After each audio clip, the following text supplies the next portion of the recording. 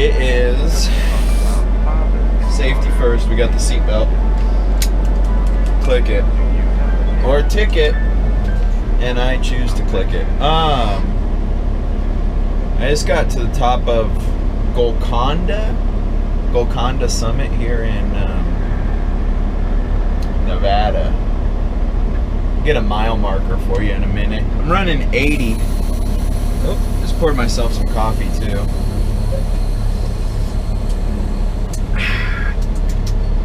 For some reason it does not taste good. Got to the top. Killed the fan is on. It's from the AC. Getting back on the interstate here. Get you a mile marker on what this truck parking location is. It's at the top of the hill. But strapped on the head cam and connected it to my phone and did the preview, made sure it was all good, and turned it on, and it was like no SIM card. I was like, ah, dang it. And so I ended up pulling over at the top. I wanted to show my climb up the hill and like the way you should approach a hill when it's hot out. It's 96 degrees on my dash right now. So it is definitely some record high heats that we're getting. Not record high, but it's fucking hot, I'll tell you that. I was just out in California for a week, Northern California, helping my mother pack up, and it was hot. It sucked. So yeah, mile marker 201, and you start coming down the hill right there, mile marker 201. But anyway, climb the hill, I kick on the fan at the bottom, and then I just drop gears until it's comfortable. And my temperature never really climbs above 210. That's when the fan kicks on.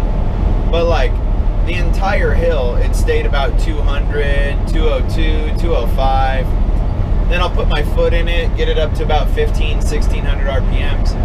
But what you want to do is find that gear where you can just keep the power band. So if you want to accelerate up the hill a little bit, you can. But don't keep your foot in it the whole time and just pressure the motor out and try and race up the hill.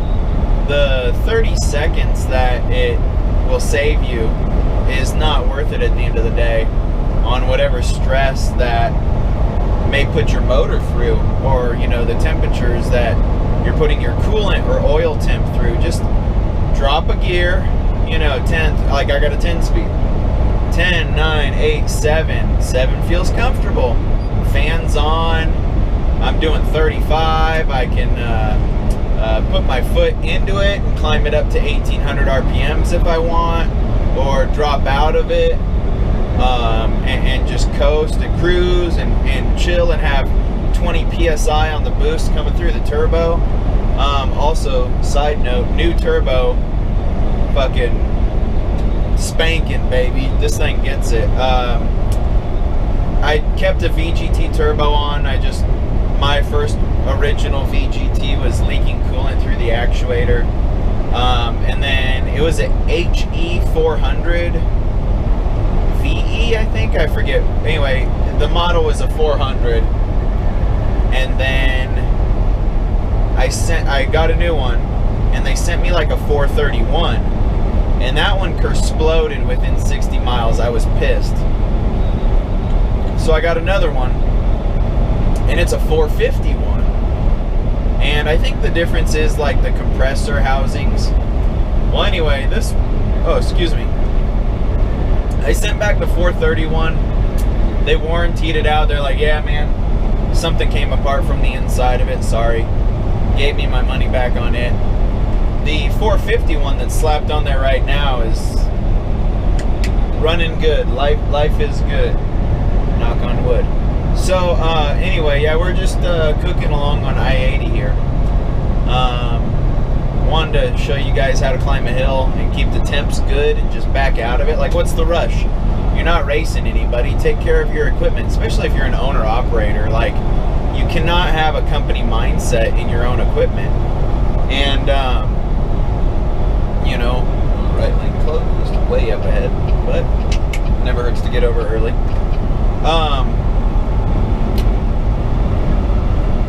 You want to, the longer your equipment, and I learned this as a company guy actually, because I ran for a company that had 10 trucks and they had 10 drivers. So if your truck broke down and you're on the road, you're in a hotel and you're only making 50 bucks a day. Yeah, come on over, buddy. Yeah, come on.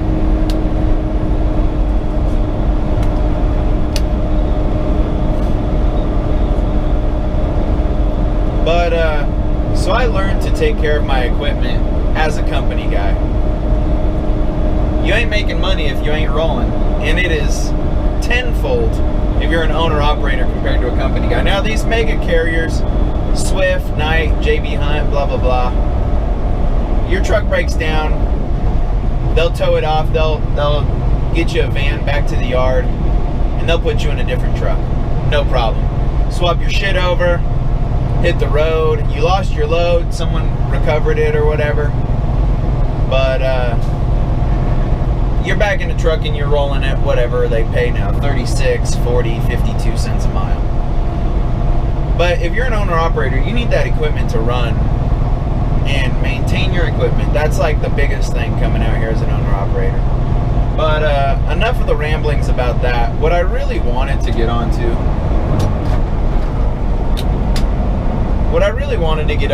is, why are truck drivers such goddamn crybabies nowadays? It's like every truck driver out here has got to stick up their ass, and they think everyone's trying to screw them left and right. Dude, I just hauled a load for $5.11 a mile, 880 miles. Ain't nobody trying to screw me.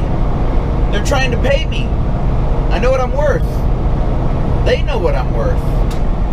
We got good customers. We got good product in the trailer. We're making, and I don't like to put my money out there as like, oh, look at me. You know, it ain't no pissing contest. If you run, because it don't matter how much you make. You can make $1 million a year, but if you're spending $100,000 every month, you're broke. You know. Saw a motor coach that looked like Mark Martin's motor coach. I follow him on Instagram. He's a cool guy. Anyway, the NASCAR driver. Anyway, there's too many drivers out here that think everyone's against them. Oh, the fuel prices. Hey, dude, everyone's paying that fuel price. The guy in the Cascadia that's getting 10 miles per gallon, he pays the same price at the pump. The guy in the 379 that's getting 5 pays the same price at the pump. The heavy haul guy gets 2.5 miles to the gallon, same price at the pump, right? I mean, you might have your fuel cards, your discounts, but let's not get into all that. Ain't nobody trying to screw you. And why the fuck are you crying? You know, yes, there's sacrifices we make. We're away from family. We're away from home. We lose a social life. We miss out on birthdays, funerals, events, concerts, county fairs, fireworks shows, you name it, right? You miss out on weekend activities because you're trucking out to Florida and back or whatever. But hey, ain't nobody got a gun to your head. You chose that. You know, nobody forced you, hey, you got to go get in that truck. No, man, you could have gotten out of high school, gone into the military. You could have gotten out of high school, go to UTI or ITT Tech or MTI or whatever, you know, community college, gotten a degree. You could have became a veterinarian. You could have became a police officer. You could have became a mechanic. You could have became an airline pilot. Anything. You could have became infantry. I know there's a lot of guys that are out here trucking, retired military, or not retired, but served there 4 years, 6 years, maybe did 2 terms, or is it a term? You know, serve for 8 years, 10 years, and then, hey, the military's not for me anymore. I can listen and follow orders really well, but this shit's boring, and the military's a bunch of idiots. Not saying that everyone that joins the military is idiots, but a lot of the military shit that they do is idiotic. It's to teach you how to work as a team and get shit done and take your time and do things properly the first time. I'll give you a quick example.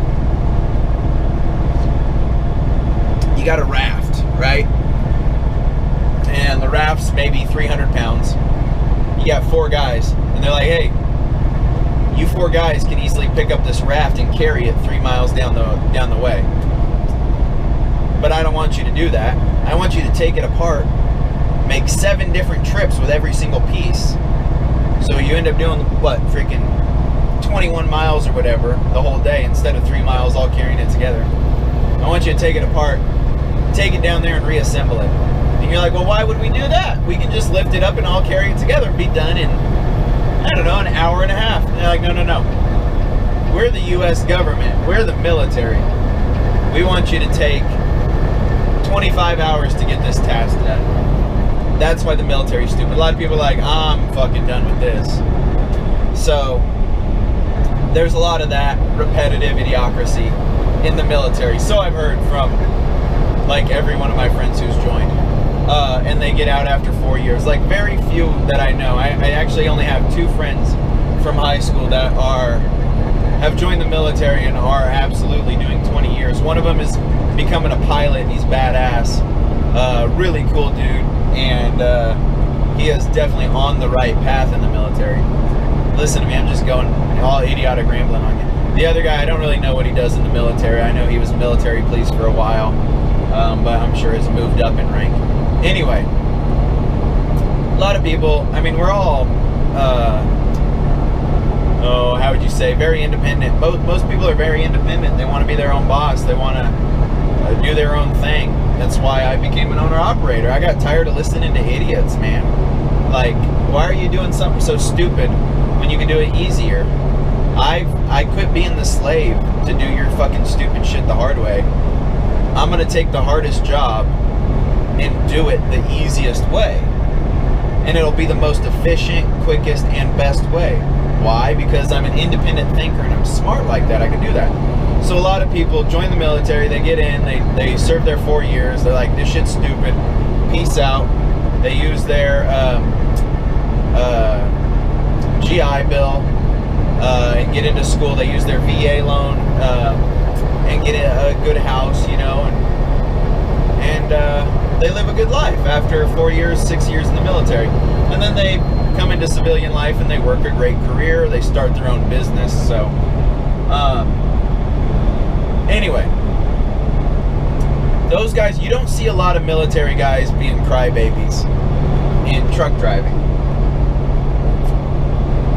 And there's a reason, because they've been through the shit, man. If you've been through the shit, you're like, this is nothing.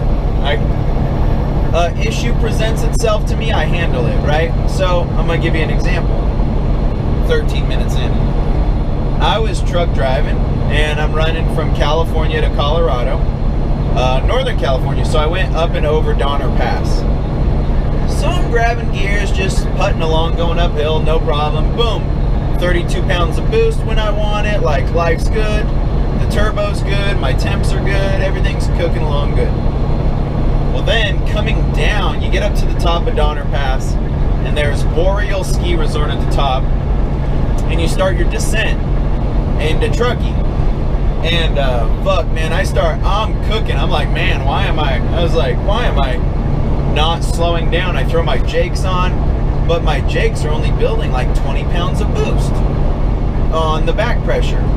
And I'm like monitoring it, and I'm like, all right, so I switch it level 1, 2, 3, level 1, 2, 3, 3, 2, 1, 1, 2, 3, and I can tell the actuator is moving. In the turbo, there's an actuator. It closes and opens. It's like the turbo, how do I explain it? Anyway, you'll figure it out. It's like a hole that's the same size that blows air all the time, but then you bring your hand closer to the hole and it closes and creates more back pressure, or opens and not, right? So anyway, it's fucking hard to explain, and I shouldn't explain it. So the actuator, I can tell the actuator is working in the turbo, and I'm like, all right, you know, my actuator is working, that's good. It's not the turbo.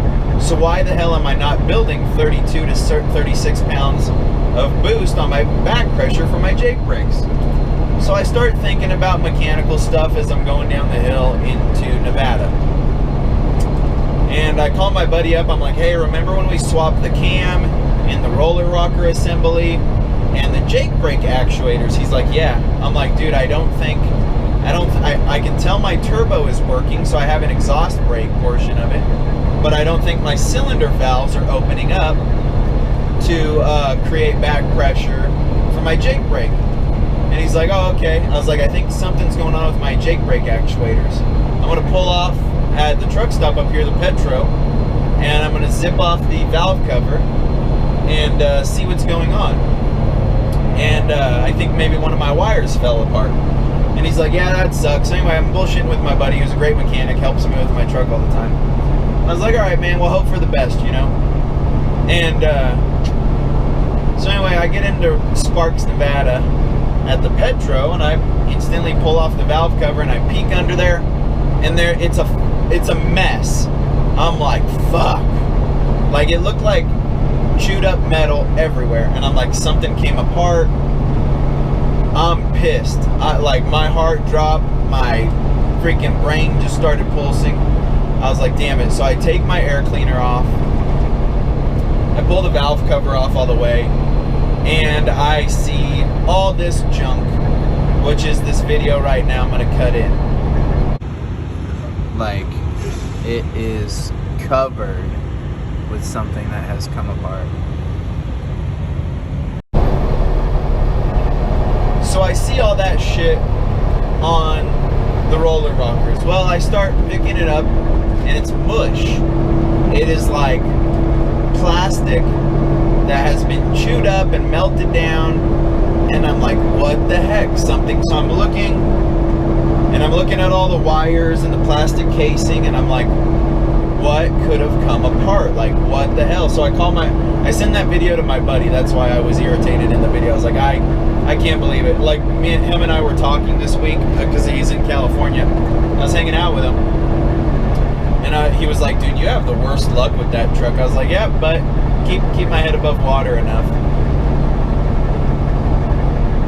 I told him, I was like, 90% of owner-operators go out of business their first year. I was like, dude, I guess I'm keeping myself, like, I keep the water level, like, right about here, so I can get some air occasionally, but it seems to kind of keep my chin and shit under, you know, metaphorically speaking. So he's like, dude, you have the worst luck with that truck and engine. Like, did a rebuild at 600,000, head gasket at 800,000, camshaft at 900,000, turbo at 970. Anyway, and then just miscellaneous stuff along the way. No big deal. It's mechanical. Like, at this mileage, I expect it. Once it's paid for, which will be in about 6 months, as 8 months, life's gonna be good. No truck payment, throw money into the maintenance account like crazy. She's gonna get all pimped out. But anyway, so I'm talking with my buddy. He's like, what could have come apart? He's like, your water pump is metal, it's not plastic, so that it didn't go through. I was like, yeah, and it's in the oil system, not the cooling system. And he's like, you know, so we start going over everything. And I'm like, man, something external, plastic, had to make its way in here and chew itself up.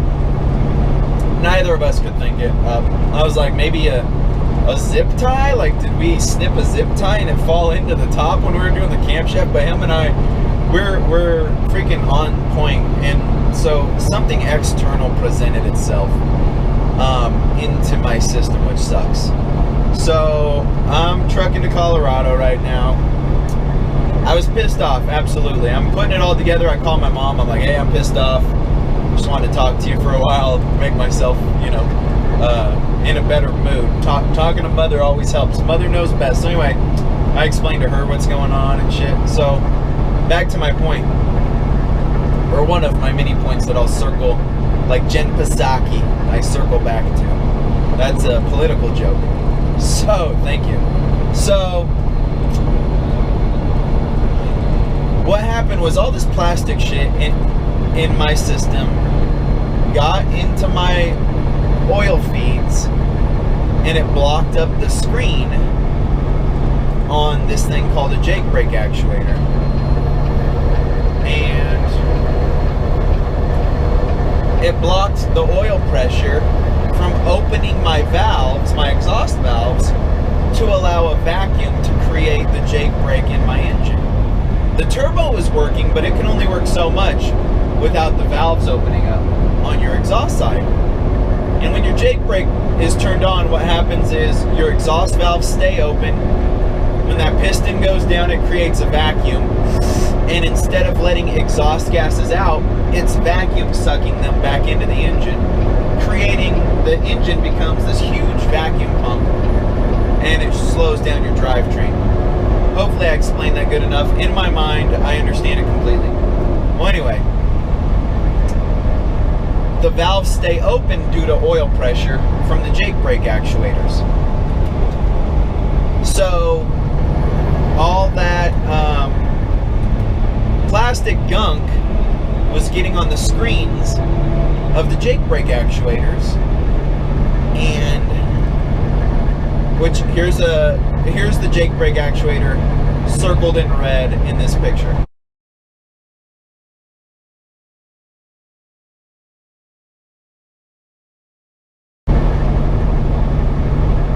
So that's the Jake brake actuator itself, okay?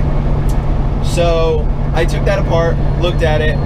My buddy Spencer was like, yo, check out the O-rings. Maybe an O-ring failed. And I was like, oh, all right, cool. O-rings were good. I look at the screen, all that plastic stuff is freaking stuck to the screen. Not enough oil's getting through to create enough oil pressure to open my valves to allow my Jake brake on the cylinders 1, 2, and 5, and 6 to work properly. So I clean those off, slap it all back together. I clean off with a paper towel, actually with like 100 paper towels, as much of that plastic stuff as I could. I got a little pick, I was cleaning it out, wiping it up. I was parked there for about 3.5 hours, cleaning and taking care of shit. Went in, got myself a drink, and cleaned my hands off. Got back in the truck, got back on the road, boom, Jake brakes, full power. We're back to business. But I got a lot of plastic shit in my engine still. It's gonna make its way through the oil system and get caught up in the oil filter, which is great. And this oil has 17,000 miles on it, which is great. It's perfect time for oil change when I get back to Colorado. So I'm gonna open the valve cover up, pour diesel fuel all over to clean it off and wash it down, because diesel fuel is a great cleaner. I don't know why, but it'll clean like paint. It'll rub paint right off of stuff. Stains, it stains stuff. But anyway, it's a great cleaner. So I'm gonna pour it on the top of the engine, let it wash down into the oil, drain my oil system, leave it open, pour another gallon or so of diesel on the top, let it all wash out and come out the bottom, plug it up, run a couple quarts or gallons of clean oil over the top, let it wash off any diesel, and come out contaminated oil with a little diesel in the fuel. Make sure I'm running clean oil through there and I get all the kind of diesel washed out of my oil system. Slap it all back together, change the filters, and get back on the road. So it sucks, but you gotta do what you gotta do. I didn't ask for an easy life. I didn't ask for the best truck in the world. I didn't ask for no problems. You know, so I go out here, and if I run into a brick wall, I either find a way through it, over it, or around it. I don't turn around. I don't quit. I don't complain. I don't cry. And that's what I'm circling back to. I went up Donner, life was good. Crested Donner and come down it, and I have a problem. I figure out, diagnosing in my head what the problem could be. I park. I open it up to diagnose the problem. I found out the problem. I fix the problem. I see another problem, which is all the plastic shit in my engine. I handle it, right? we don't have enough truck drivers out here that get out here and fucking handle shit, dude. They're all crybabies. Handle it. No one's stealing nothing from you. No one's trying to screw you over. You're not the bad guy. Nobody else is the bad guy. Your reality is your perception. So if you go around thinking that everyone's out to get you, you got this dark cloud over your head, the whole world's gonna be negative. Get rid of that. Live your best life. Everyone's out here to help each other in a way, you know? Like, dude, next time someone random is like walking by and you could use a hand, just say, hey, excuse me, can you help me real quick? And I guarantee they'll be like, yeah, sure, what's up, buddy? And they'll help you. I mean, a few months ago when the media made everyone think that every other human was a biological weapon full of deadly viruses, people were scared to even come close to people. There's still some idiots out there like that. But humans are not a biological weapon. Life's good. Everyone's fucking friendly. Even the meanest gangster with a gun in his fucking hip. You know, there used to be is a nice guy. Or gal. Gangster. Right? So anyway, there used to be a thing. It was like, no matter how big and badass you are, when a 4-year-old hands you a fake phone and says, the phone call's for you, you pick that phone up and you answer it. We all have a soft spot in our heart. Quit thinking there's a dark cloud over you. And get out here and enjoy life, man. Like, see the best in every situation. I didn't park and say, oh, my life's ruined. I got plastic in my oil system and I'm fucked and now it's going to cost me hundreds of dollars to fix it. No, I figured out a way that I can fix it myself. Take care of my oil change. It's not going to cost me hundreds of bucks. It's going to cost me, what, 10 bucks in diesel fuel to run through and pour and clean the system. It's going to cost me 200 in oil. And it's going to cost me 80 bucks in oil filter, fuel filter. Like, all right, no big deal. That's a regular oil change price, 280, 290 bucks. I just got to make sure I get to Colorado and deliver on Monday, then handle my shit. I got someone's stuff in the box that I got to handle. The load comes first. There's 3 rules of truck driving. Rule number 1, looking cool. Rule number 2, getting it done.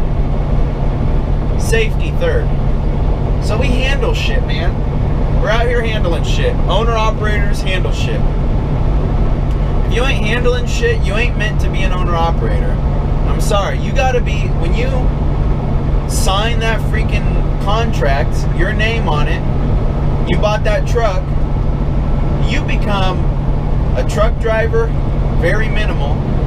You become the secretary, the business accountant, the financial planner, the load planner, the load executor, the mechanic, the diagnoser. Your plate, you're not just, they're not called truck drivers, they are called owner-operators, man. You are owning it and you are operating it. They ought to say owner-operator, disaster handler. Because when you get a disaster or some shit pops up, you gotta handle it. So, I don't know what the fuck's up with this generation of crybaby truck drivers, but not my cup of tea. I don't like it. There's too many of them, man. You're out here, you are, whether you like it or not, you sit in this truck alone, you pick up from point A and take it to point B. You may not be greeting customers like a waitress or waiter. You may not be serving folks drinks at a bar like the customer service they have. You may not be selling a car or an RV or a pair of shoes or a firearm. That type of customer service, right? Those examples of customer service, you're not doing that type of customer service, but you are in the customer service industry. And you know who my customer is? It's the agent who helped me book this load. It is the people who I'm hauling for. I can't tell you what I'm hauling right now, but the person who made that product, they're my customer right now. The people who are receiving this product are my customer right now. And if they say, hey, go ahead and bump door number 17, and then they come back out, they're like, hey man, dock 17 broke, can you move over to dock 12? Yeah, no problem, buddy. I don't fucking, oh, what the fuck? Someone's trying to screw me. Shit, blah, blah, blah, blah, blah. This is bullshit. I already bumped this dock. No. Shut the hell up. You're in the customer service industry. Get over to bump dock number 12 now and serve your damn customer, because that's their shit that they rented out in your 53-foot trailer. They're renting that space. Be of customer service and handle it. And then when that load's out of there, they give you the paperwork back. It's all smiles. Have a great day. Thank you. Take care. Thank you for the paperwork. Be safe. Have a good one. Blah, blah, blah. Safe travels.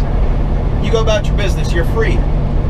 And when you go bump that next dock or throw that next strap over your equipment that you're hauling, and now that new stuff, they're your new customer, right? We are in the customer service industry. If you show up and, you know, hey, can you guys offload me early? Oh, shoot, we close at 3 o'clock. It's 2:45.